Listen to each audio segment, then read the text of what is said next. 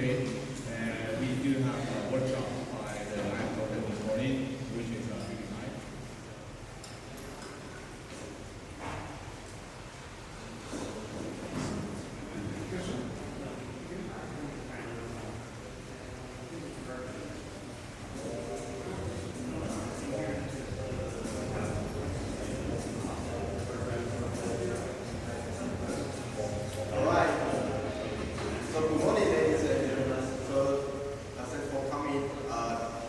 ETHTaipei 2023, and thanks for having us a very amazing talk. And so next, we will invite our first speaker, Hsiao-Wei from Ethereum Foundation. And the title of the talk is Ethereum Protocol Research and Development in 2023. Let's welcome her on stage.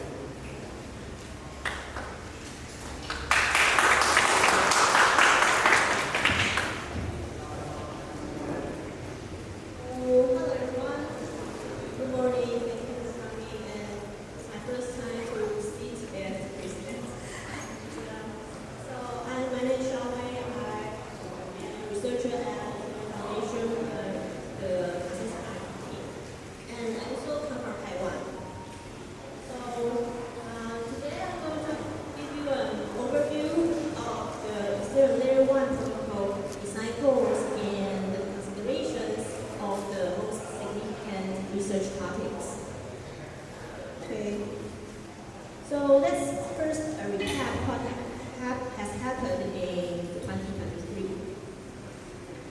So 11 days ago, the Shapira hardware upgrade has been completed on April 13th in Taipei time. So as you can see that I think the most important feature is to enable the proof of stake when data withdraws. Before this change, the deposit and the rewards of the Ethereum beacon chain stakers are kind of locked in the beacon chain. But since we have merged the beacon chain into the EVM mainnet together last year, now the balances can be transferred to the normal Ethereum addresses of the EVM state. So it's the data like 1 week after the Shapira hardware. So we have that 232 and more validators have applied their withdrawal potential to the BLS to the EVM.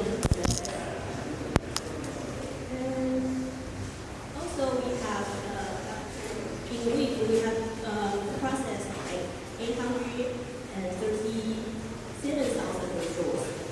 So it's like a queue and just to go through all the different indexes. So like thinking at this time, I think we have gone through the whole indexes. Okay, then, but it's not yet that we still have many interesting development topics in the near future. So if I can classify, I would say there are 3 categories. So they are the user experience, decentralization, and security. So let's zoom in a bit of these categories. Okay, bit there we are on the stage. You can see it. So first, the most important one is still the scalability improvements. That I will go deeper in the next few slides.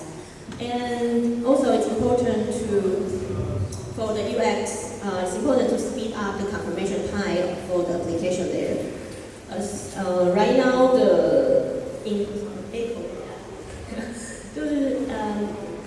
right now the way for application to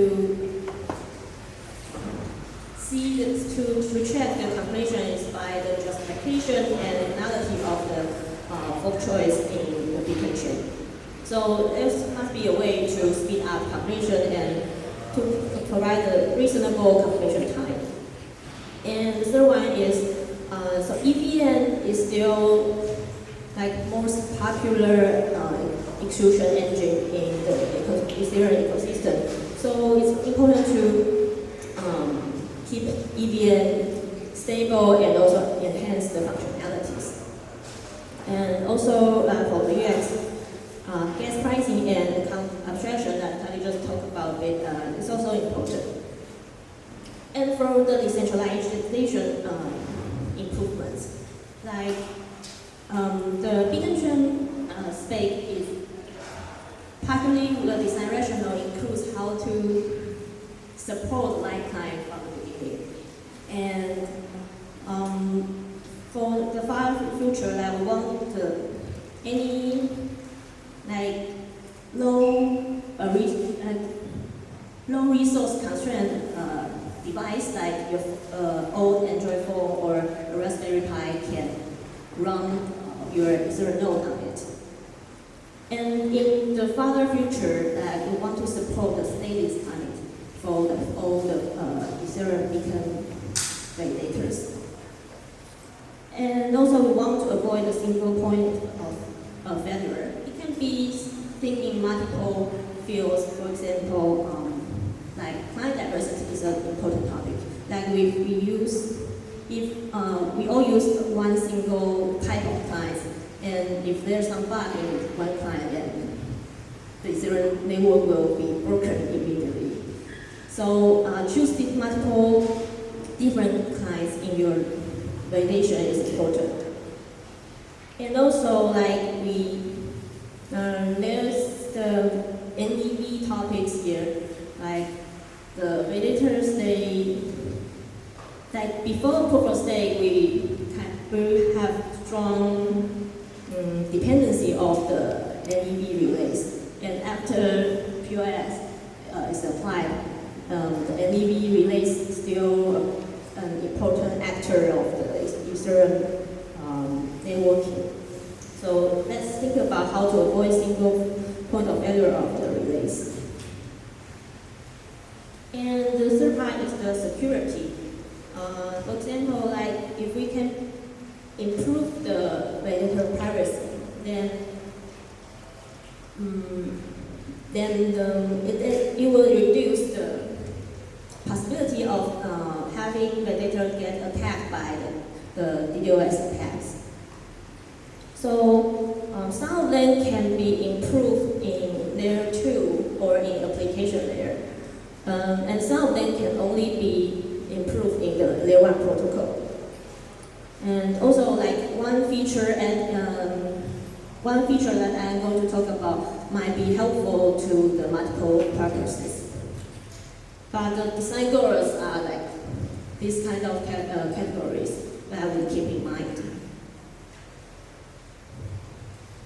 Okay, then so it's a list of the candidates of the next hard fork. They're all still in discussion, except for that EIP 4844 must be included. The rest features are still in discussion and hopefully will be determined in the next month. Okay, then let's talk about the ongoing layer 1 topics. I'll start from the scalability. So that layer from Transit, Lodestar will give a deep dive of the EIP 4844. So I'm not going to talk too much about it. Basically, 4844 is a simplified version of the full sharding. So by introducing the shard data block transaction, and we can, and also like in order to verify the block data quickly, we use the new polynomial commitment scheme called the KZG to create the commitment and the proof. So with it, we can scale the data throughput of the layer 1. And the reason why it's important is that it can increase the layer 2 roll-up transaction throughput significantly. Okay. So let's share some. So let's compare the 4844 and full sharding with They share some common requirements, but photon sharding requires some more complex designs on the right-hand side. So we will talk a bit. So the first important mechanism here is the protocol proposer builder separation. So basically, by separating the block proposer task and the block builder task in protocol, it allows the block proposer to outsource the block content building activity to the builder. So it has like multiple purposes. Like the first one is since it's in protocol, it can be seen as in protocol NEV roles distribution. So reduce the current dependency of the NEV relays. And the second one is the validators, the block proposers, they can now outsource the shard block data validation to the builder. It reduces the overhead of block proposer largely when we have the full bank sharding. And also, if validator don't have to download the whole block, later it can be fully stateless in the near future. Okay, then see the example here. Hope you can see the figure.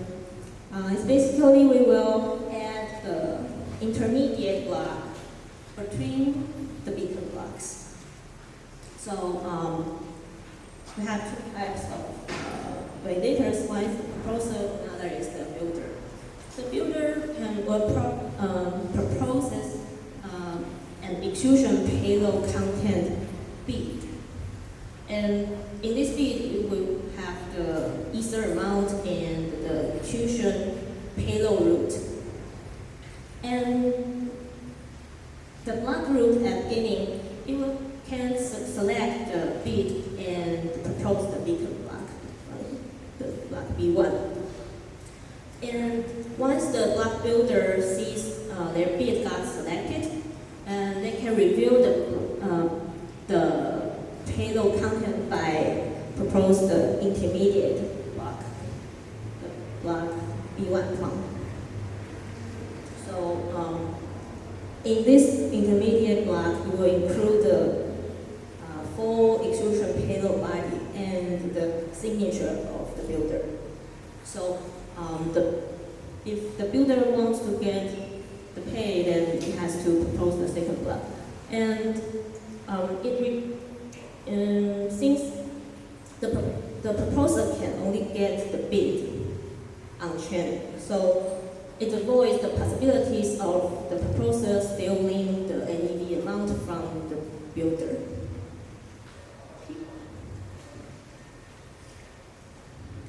Oh, and the second one is the data availability sampling.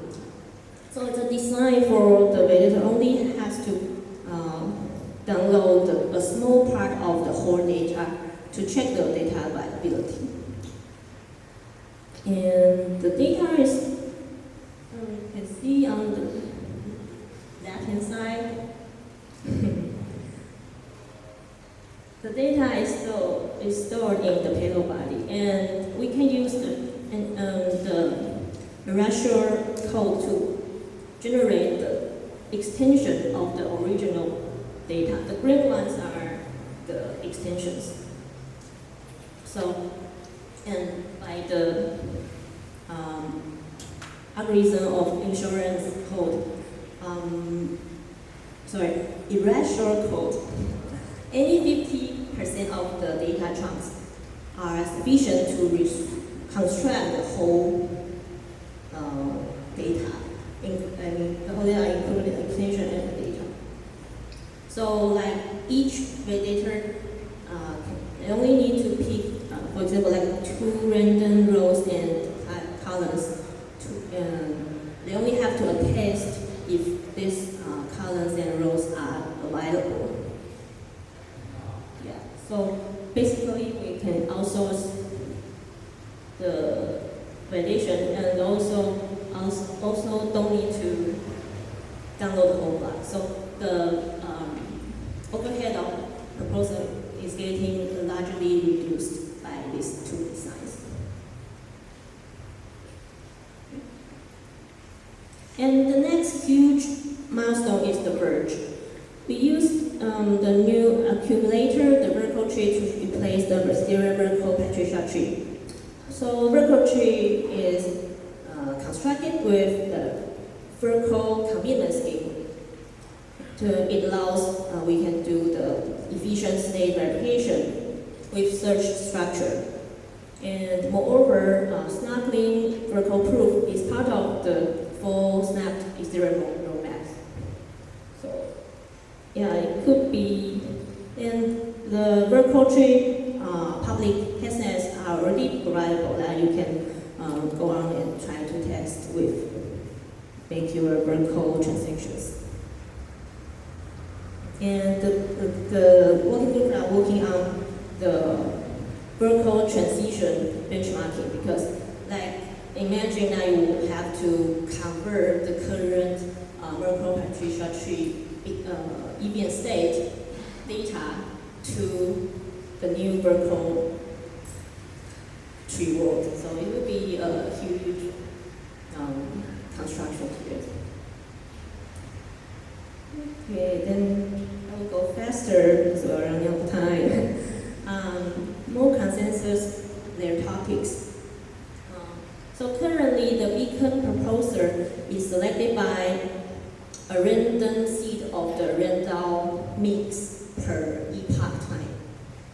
So that means at each epoch boundary, we would know, at the boundary, we will know that who the block proposers of the next 6 minutes. So it's predictable at the epoch boundary. So the secret single leader election, SSLE, is a research about how to keep the proposer selection in a secret until the proposer is willing to announce and reveal themselves. Then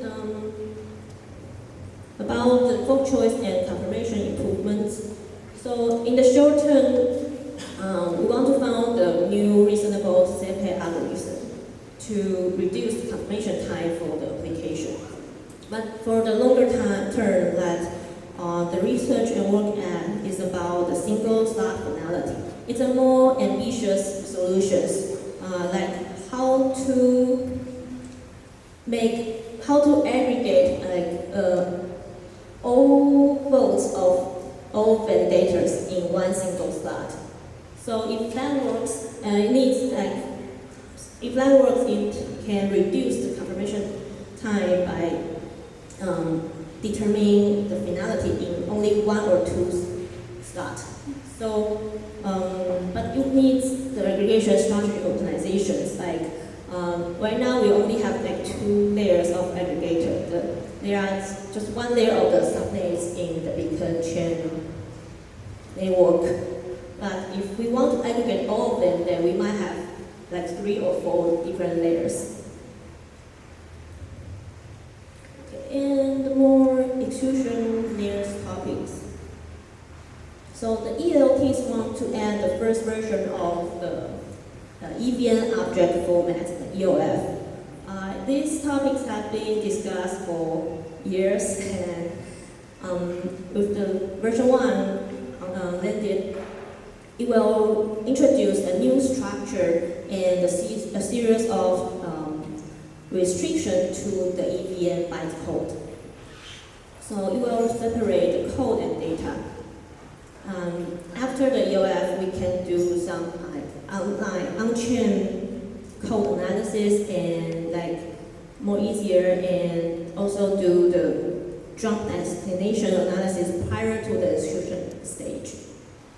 So these restrictions are probably not noticeable to the most depth developers, but it's mainly for to protect user from writing the harmful code that destroy the device system or so. Okay, so EOF, we will see. Okay, and EIP 1559, it has been updated before the merge. It improved the gas market efficiency by introducing the burning gas fee. But the gas metering is still based on the EVN opcode. But there are some other domains of the resource that could be used to execute the transactions. For example, like the data storage or the networking bandwidth. So the multi-dimension 1559 research is about how to have a proper sort flow formula to include all these dimensions. Okay, 5 minutes left. Okay, so the process of the Ethereum corporate operating is like building a huge space station, and it requires like multiple entities to reach a single consensus. And making a new idea to be included in the Ethereum mainnet is a very long journey. So we have like some online coordination calls, all corporates call to decide it, and decision making is basically like to reach a rough consensus. So to be honest, I think it's a miracle that most of the time the core desk can have an agreement, given that the Ethereum is a public good but with more than 200 billion market cap today. So the ecosystem is healthy when most players know what's the best for Ethereum for the long-term development. I truly hope that the process and governance can be as neutral as it can. So today, in the past 20 minutes, I have touched these topics quickly, and hope you have a basic understanding of what's going on in the Layer 1 protocol today. And I personally look forward to the scaling solution improvements. And lastly, the Taiwanese Ethereum community has a very good vibe in participating in the Layer 2 or Layer 1 R&D works. So we have many enthusiasts and builders here today. Thank you for coming and for your support. So here are some resources to get to know how core protocol R&D topics and the teams. Okay, thank you for listening.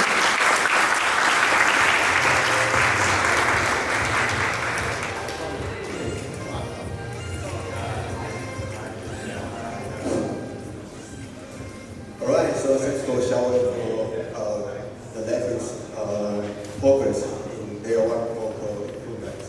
And just